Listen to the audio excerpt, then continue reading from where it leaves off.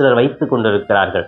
அப்படிப்பட்ட அந்த உரிமைகளை, என்னுடைய கடமைகளை இந்த சமுதாயத்தில், உலகத்திலே நான் கொண்டு வந்து மனிதன் மாண்போடு வாழ்வதற்கான எல்லா விதமான சூழ்நிலை ஏற்பட சிறப்பாக ஜெபிப்போம். அன்புக்குரியவர்களை, இதோ இந்த கருத்துக்களை எல்லாம் உள்வாங்கி இந்த நாளை இறைவன் பாதம் ஒப்புக்கொடுக்க தொடங்கலாமா?